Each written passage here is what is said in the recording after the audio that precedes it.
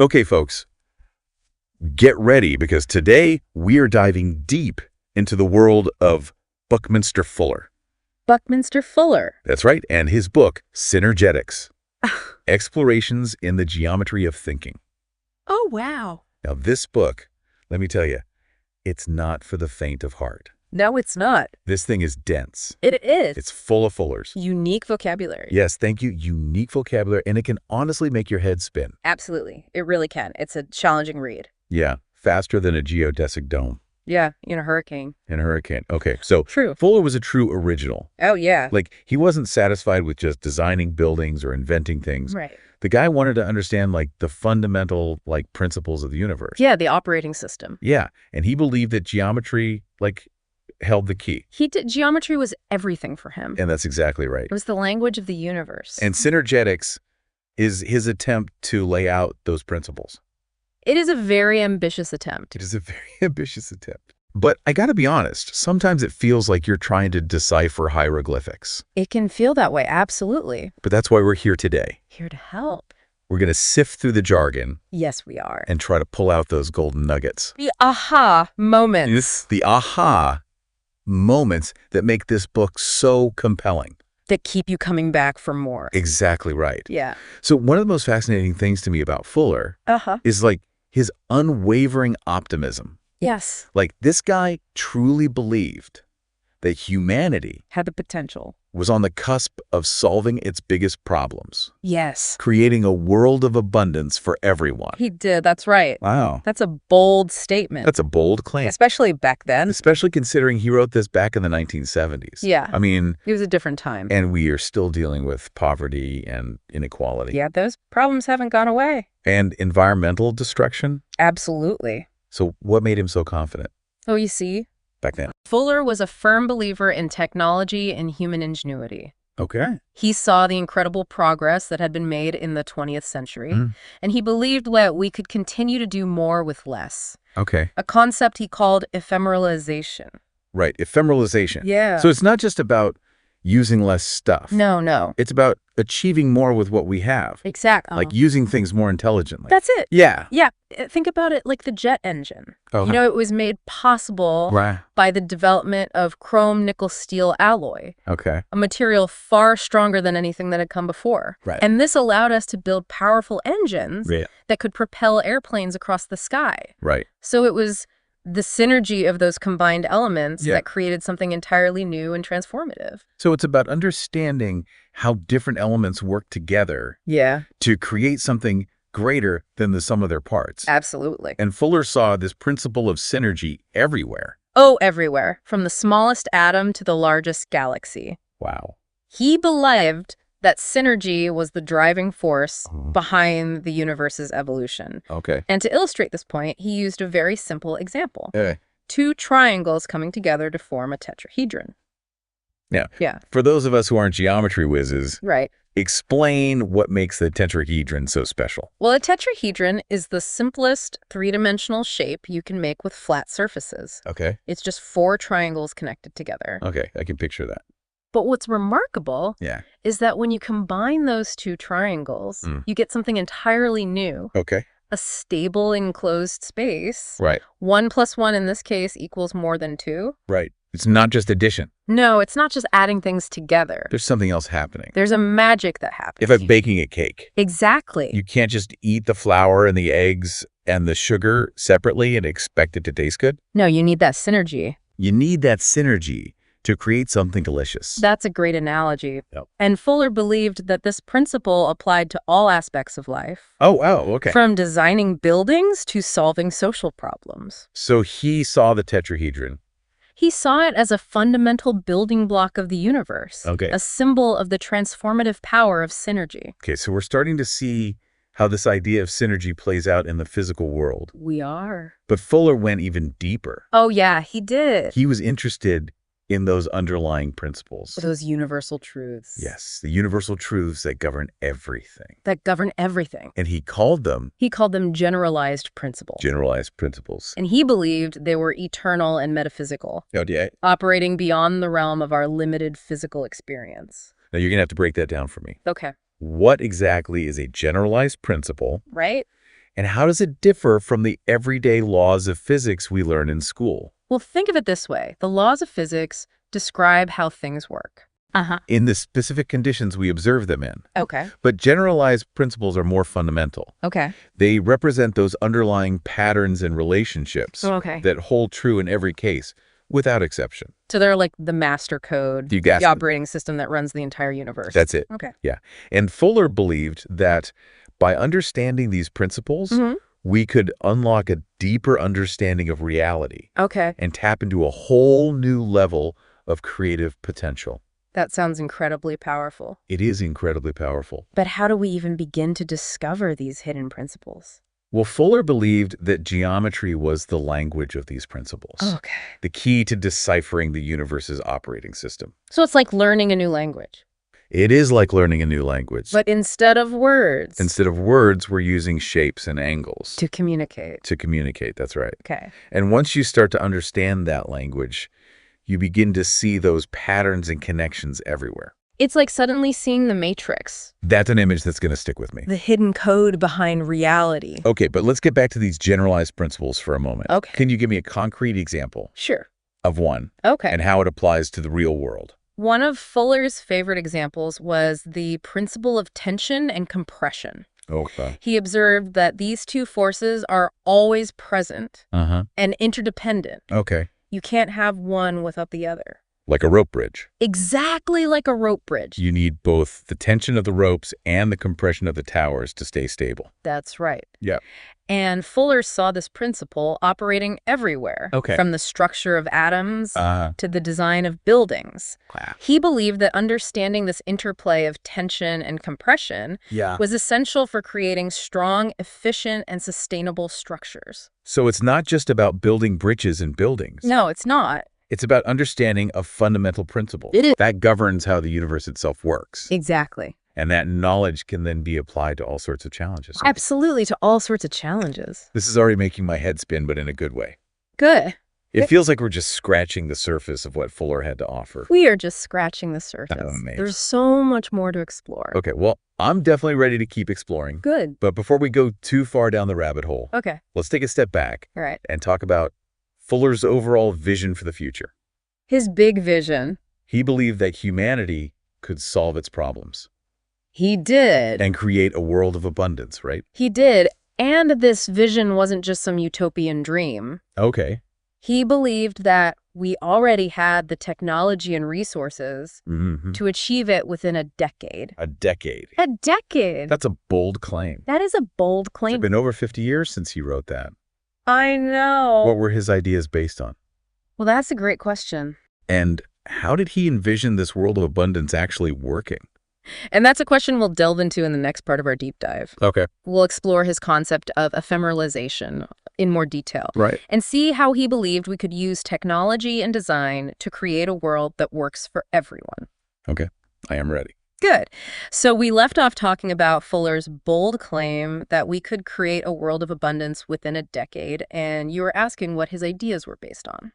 Yeah, like it's easy to dismiss that as, like overly optimistic, I understand. especially given, like the state of the world today. Right. But I'm curious to understand how he thought we could achieve something so radical. Well, Fuller wasn't naive to the challenges, Right. facing humanity. Mm-hmm. He saw the problems of poverty, hunger, and environmental degradation firsthand. Right. But he also saw the incredible potential of technology and human ingenuity to solve these problems. He kept coming back to that idea of ephemeralization, Yes. doing more with less. Yeah. But how does that actually translate into providing a high standard of living for everyone? Well, Fuller believed that we were already producing enough food, energy, and resources to meet the needs of the entire planet. Right. The problem, he argued, wasn't scarcity, Okay. but distribution and access. So it's not about producing more. It's about using what we have more intelligently. Exactly. Yeah. And making sure everyone benefits. Right. And Fuller believed that technology could play a crucial role in this. Okay. He pointed to examples like communication satellites, which could connect people across vast distances, and computer networks, Right. which could process and share information at incredible speeds. So he saw these technologies as tools for breaking down barriers and creating a more interconnected and equitable world. That's right. Okay. And he didn't just focus on the big flashy technologies. Right. He was also fascinated by seemingly simple innovations that could have a huge impact on people's lives. Like what? Give me an example. One of his favorite examples was the development of lightweight portable housing structures. Okay. He believed that by using innovative materials and design principles, we could create affordable, adaptable housing Okay. that could be easily transported and assembled anywhere in the world. That's a fascinating idea. It challenges our assumptions about what housing should look like and how it's produced. It does, and that was Fuller's genius. Yeah. He was always looking for ways to disrupt conventional thinking and find more elegant and efficient solutions. So ephemeralization isn't just about using less material. It's about a whole new way of approaching design and problem solving. Precisely. It's about finding those synergistic combinations of those unexpected solutions that create more value with fewer resources. Right.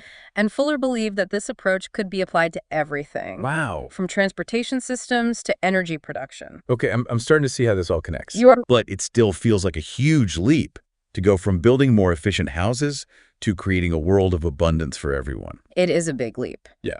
And Fuller acknowledged that it would require a fundamental shift in our thinking and our systems. Okay. He believed we needed to move away from our current focus on scarcity competition and short-term gain. So he was calling for a complete paradigm shift. He was. A new way of understanding our relationship to each other and the planet. Exactly. He argued that our current systems are inherently unsustainable. Okay. And that we need to design new systems based on principles of cooperation, resource sharing, and long-term thinking.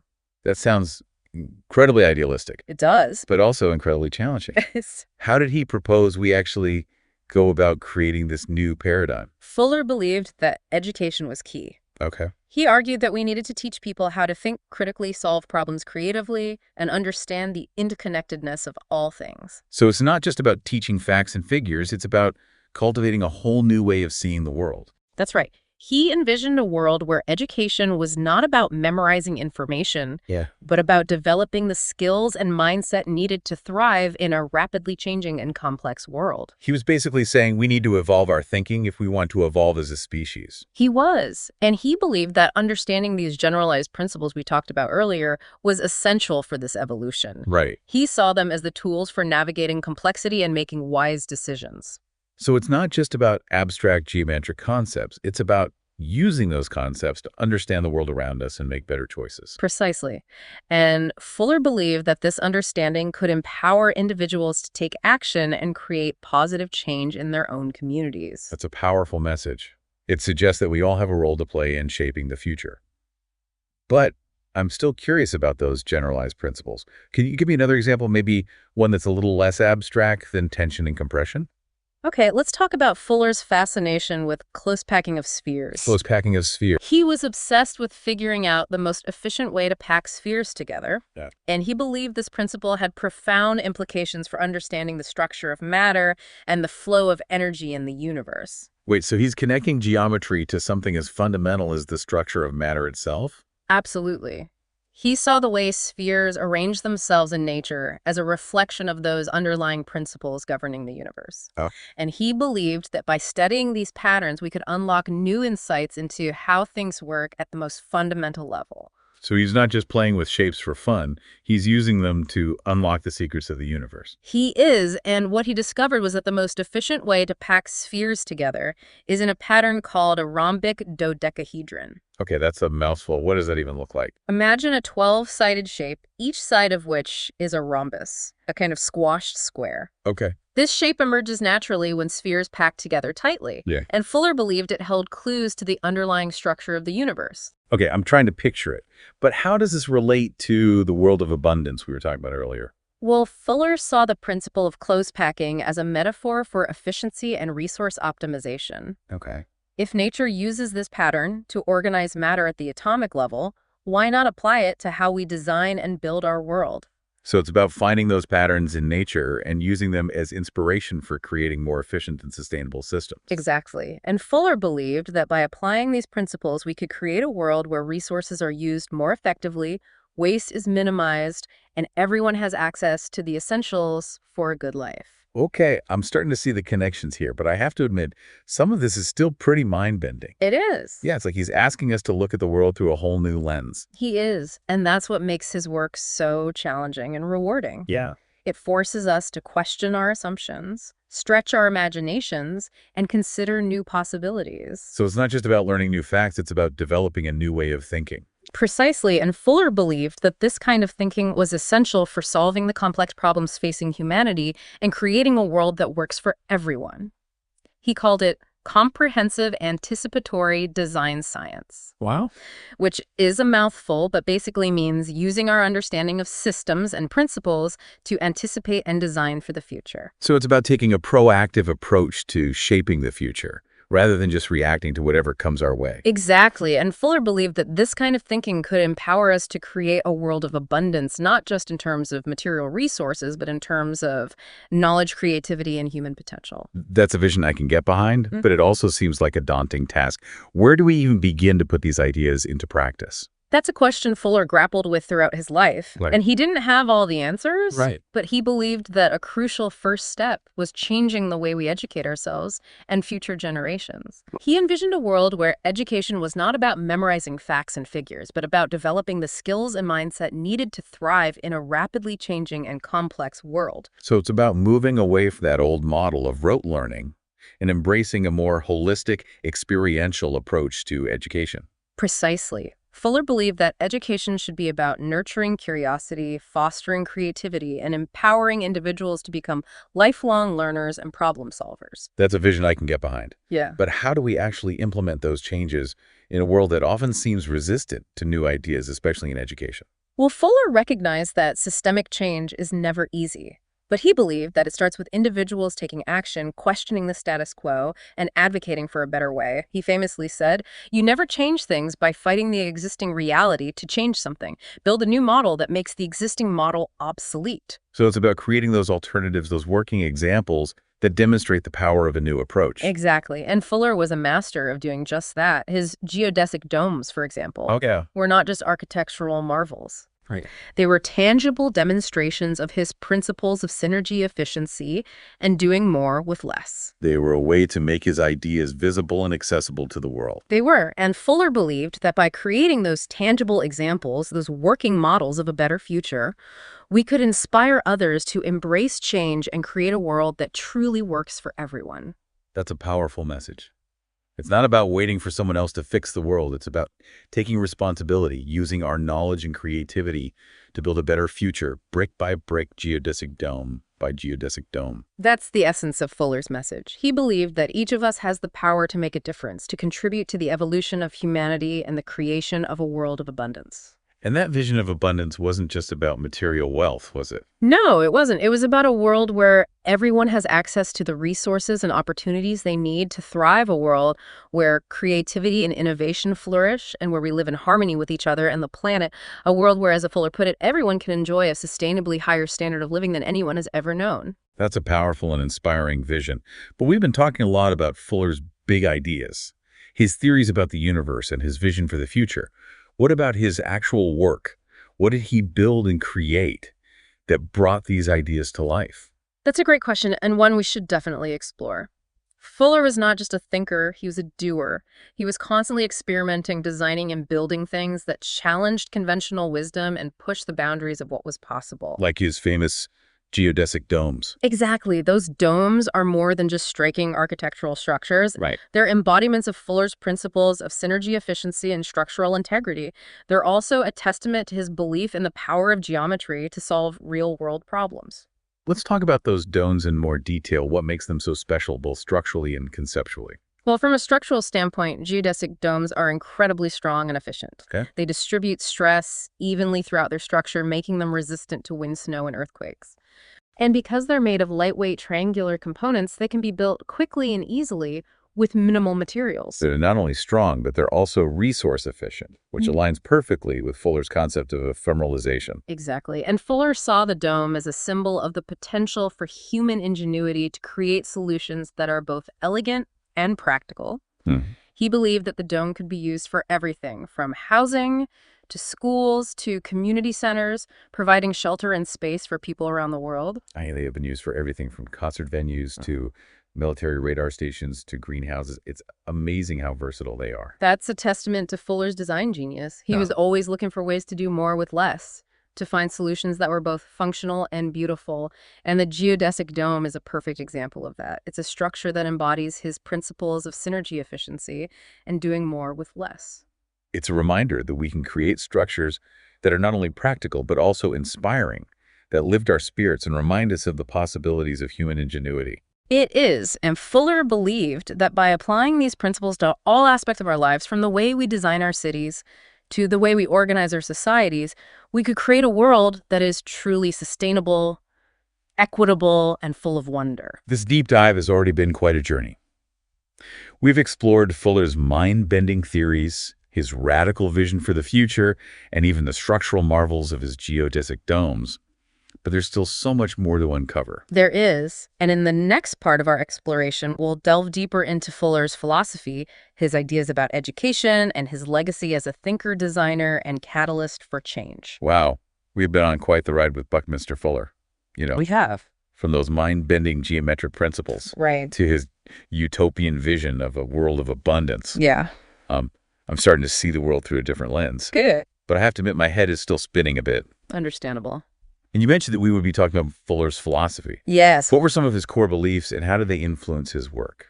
Well, one of Fuller's fundamental beliefs was that every human being has the potential to make a difference in the world. Okay. He saw each individual as a unique set of talents and experiences, capable of contributing to the greater good. So it wasn't just about designing cool buildings or coming up with innovative technologies. Yeah. It was about empowering people to reach their full potential and contribute to a better future. Exactly. He believed that education was the key to unlocking this potential, but not education in the traditional sense. Okay. He criticized the rote learning and compartmentalization of knowledge that was prevalent in most schools. So he wasn't a fan of those standardized tests and memorizing facts. Not at all. Yeah. He argued that true education should be about fostering critical thinking, problem solving, and creativity. Okay. He wanted to equip students with the tools to understand complex systems and navigate a rapidly changing world. That sounds a lot like the kind of education we need today more than ever. With all the challenges we're facing, we need people who can think outside the box and come up with innovative solutions. Absolutely. Fuller was ahead of his time in many ways. Yeah. He recognized that the world was becoming increasingly complex and interconnected. Right. And he believed that education needed to evolve to keep pace. He saw education as a process of lifelong learning, didn't he? He did. He was a voracious learner himself, constantly reading, experimenting, and seeking out new knowledge. And he encouraged others to do the same, to never stop questioning, exploring, and expanding their horizons. That's a powerful message. It reminds me that learning isn't just about accumulating information. Right. It's about developing a mindset of curiosity, a willingness to embrace the unknown, and a commitment to lifelong growth. That's the essence of Fuller's philosophy. Yeah. He saw the universe as a vast and mysterious playground full of possibilities waiting to be discovered. And he believed that every human being had the capacity to explore this playground and contribute to our collective understanding of it. So it wasn't just about solving problems, it was about cultivating a sense of wonder and awe about the world around us. It was, and that sense of wonder fueled his creativity and his drive to make a positive impact on the world. Speaking of impact, what do you think Fuller's lasting legacy is? How has his work influenced the way we think and live today? Well, on a practical level, his geodesic domes are a testament to his ingenuity and his commitment to sustainable design. Yeah. They've been used all over the world for everything from housing to schools to event spaces, Right. demonstrating the potential for lightweight, efficient structures. And beyond the domes themselves, I think his ideas about synergy ephemeralization and systems thinking have had a profound impact on fields like architecture, design, and engineering. His work has inspired generations of thinkers and creators to look for connections, challenge assumptions, and find a more elegant and sustainable solutions to the world's problems. And I think his emphasis on individual potential and the importance of lifelong learning continues to resonate with people today, especially as we navigate a world that's changing faster than ever before. He reminds us that we're all capable of making a difference, that we don't have to wait for permission or authority to create positive change in our own lives and communities. That's a powerful message of empowerment. And it's one that I think is particularly relevant for young people today who are facing so many complex challenges. It is. Fuller's work offers a sense of hope and possibility, a reminder that we can create a better future if we're willing to think differently, challenge the status quo, and embrace our collective potential.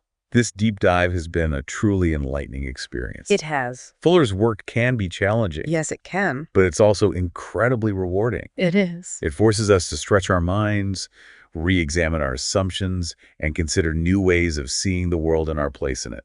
I couldn't agree more. He was a true visionary, a pioneer who dared to dream big and imagine a world that worked for everyone.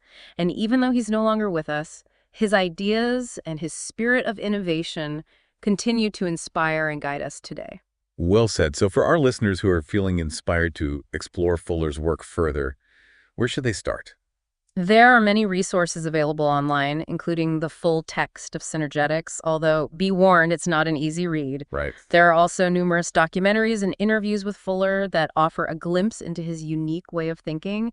And of course, there's the Buckminster Fuller Institute, which continues to promote his ideas and legacy through various programs and initiatives. That's a great starting point. And I think the most important thing is to approach Fuller's work with an open mind and a sense of curiosity. Absolutely. Don't be afraid to be challenged, to question your assumptions, and to embrace the unexpected. Exactly. Fuller's work is an invitation to explore, to experiment, and to discover the interconnectedness of all things. And who knows, you might just stumble upon a new way of seeing the world that changes everything. Well, on that note of possibility and wonder, I think we'll wrap up this deep dive into the fascinating world of Buckminster Fuller.